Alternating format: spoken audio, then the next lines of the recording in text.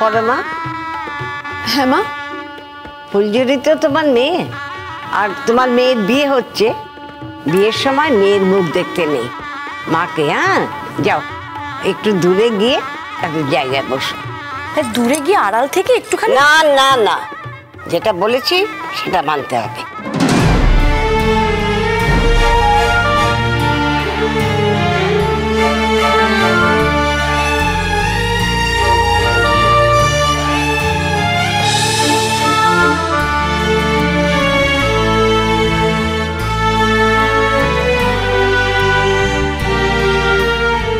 আমি কথা বলছি, তুমি ওইদিকে তাকিয়ে আছো কেন?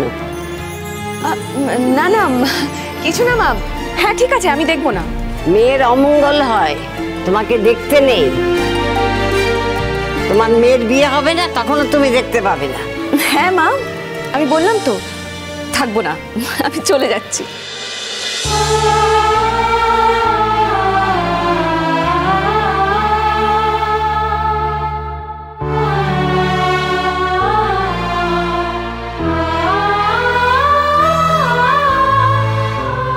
অঙ্কুর,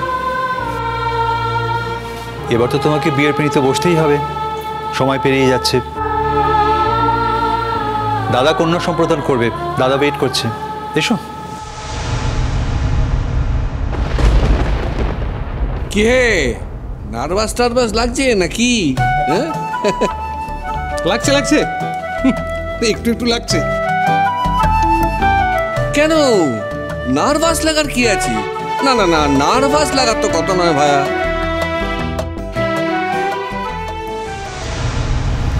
বাবা বিয়ে করতে এসছে, বিয়েটা কেন করছে না? করে যাচ্ছে। ড্রামা যত সময় সহ্য লাগে। তবে যাই বলো মা, ফুলঝুরির কিন্তু কপাল, হ্যাঁ একেবারে সিনেমার গল্পের মতো। এরমও হয়? এরম হয় কি হচ্ছে সেটা তো দেখতেও পাচ্ছিস দাঁড়িয়ে দাঁড়িয়ে।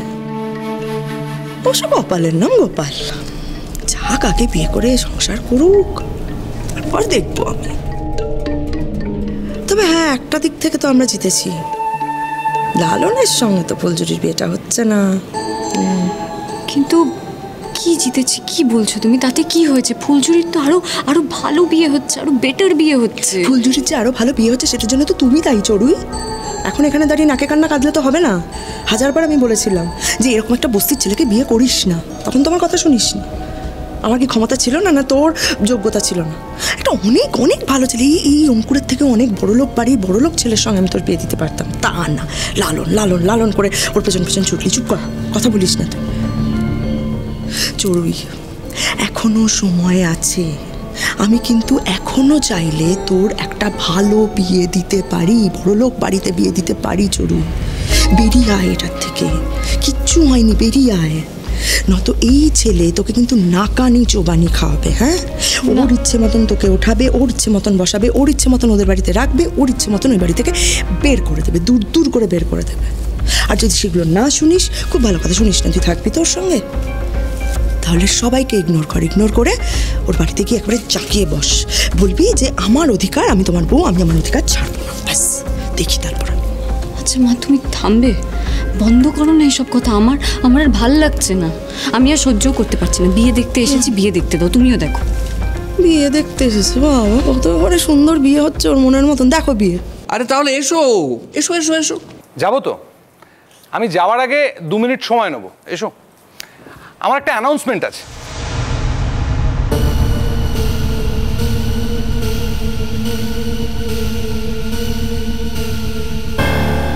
আচ্ছা ঠিক আছে, অ্যানাউন্সমেন্ট থাকতেই পারে, কিন্তু তুমি ওকে ওভাবে ধরে রেখেছো কেন? ও কি বাচ্চা ছেলে, পালিয়ে যাবে নাকি? আরে মেজবাবু দেখো না, তখন থেকে আমার হাত ধরে ঘুরছে, কতবার বারণ করছি তাও ছাড়ছেন। আরে এখন তো বিয়ের আসরে আসছো, এখন ওকে ধরে থাকলে কি করে হবে? তুই ওর হাতটা ছেড়ে দাও। ছাড়বো ছাড়বো, আগে ক্লাইম্যাক্সটা হয়ে যাক তারপর। ক্লাইম্যাক্স? কিসের ক্লাইম্যাক্স?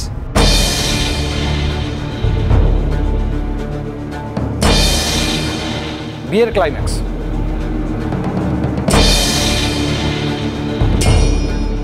সে কি, তুমি বিয়ে করতে বসবে, সেখানে লালন কি করবে? আপনাকে যে বললাম বিয়ের আসরে যাওয়ার আগে আমার একটা অ্যানাউন্সমেন্ট আছে। কি বলছে অ্যানাউন্সমেন্ট?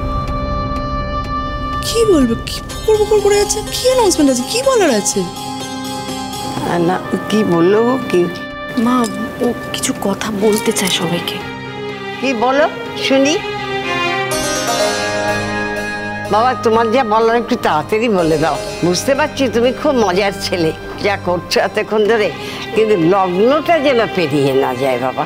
না না, বিয়ের লগ্ন পার হবে না, একদম চিন্তা করবেন না। বিয়ের লগ্ন যা আছে তাই থাকবে। আজকের বিয়ে যে সময় হওয়ার কথা সে সময়ই হবে। কি হবে তো?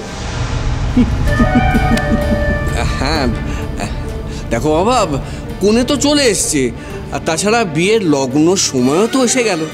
হ্যাঁ, আর আমাকে তো সম্প্রদান করতে হবে। শোনো বাবা, বিয়ের কিছু নিয়ম কানুন আছে। হ্যাঁ। এসো এসো। আমাকে প্লিজ 2 মিনিট সময় দিন, নাহলে এবার সত্যিই বিয়ের দেরি হয়ে যাবে। আচ্ছা বেশ, তাই হলো, তোমায় 2 মিনিট সময় দেওয়া হলো, কিন্তু তার বেশি 1 সেকেন্ডও নয়। বুঝতে পারছি বেশ আড্ডাবাজ ছেলে তুমি, কিন্তু বিয়েটা হয়ে যাক, তারপর প্রাণ খোলার টাইমেরও আমাদের বাড়িতে ভালোই জমবে তোমার। নাও শুরু করো, কি বলবে তুমি? Thank you. ফুলঝুরি, ফুলঝুরিকে আমার প্রথম ভালো লাগে ওর গান শুনে। পরে ফুলঝুরিকে আমি মানুষ হিসেবে চিনেছি। ঘটনাচক্রে সেই সময় আমার বাবা মা বিয়ের জন্য খুব চাপ দিচ্ছিল। আমিও তানানা করে নানাভাবে কাটাচ্ছিলাম। আসলে আমার বরাবরই মনে হয়েছে আমি খুব একটা সংসারী মানুষ নই, এই বিয়েটি আমার পোষাবে না। মানে আমি বিয়ে, কিন্তু তারপর ফুলঝুরিকে দেখলাম, ফুলঝুরি গান শুনলাম, ভাল লাগলো। আর এতটাই ভাল লাগলো যে আমার মনে হলো যে বিয়ে করলে ফুলঝুরিকেই করতে হবে। ভাবলাম যদি বনিবনা না হয় তখন গান শুনেই বাকি জীবনটা কাটিয়ে দেওয়া যাবে। তারপর আমার বাবা মাকে বললাম ফুলঝুরির বাড়িতে আসার জন্য। বাবা মাকে নিয়ে ফুলঝুরির বাড়িতে এলাম। দেখলাম ফুলঝুরি খুব স্মার্ট মেয়ে। ফুলঝুরি আমার সাথে আলাদা করে কথা বলতে চাইলো।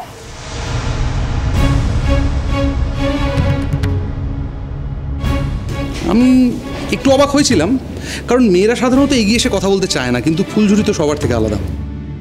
ফুলঝুরি কথা বলতে চাইলো। আমি ভাবলাম একবার শুনে দেখি কি বলতে চায়। তারপর ফুলঝুরি যা বলল,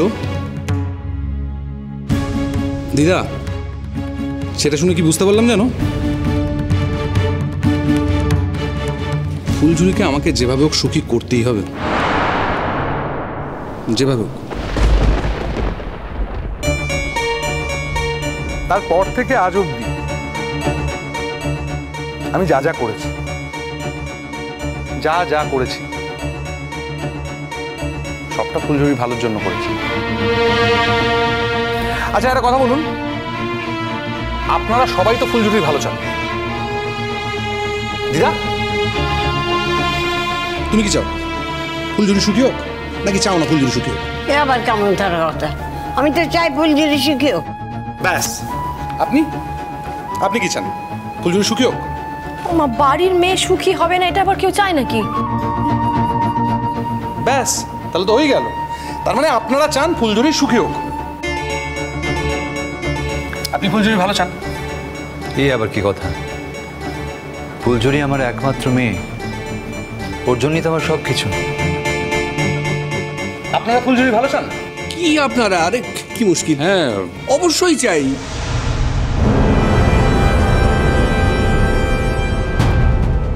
আপনি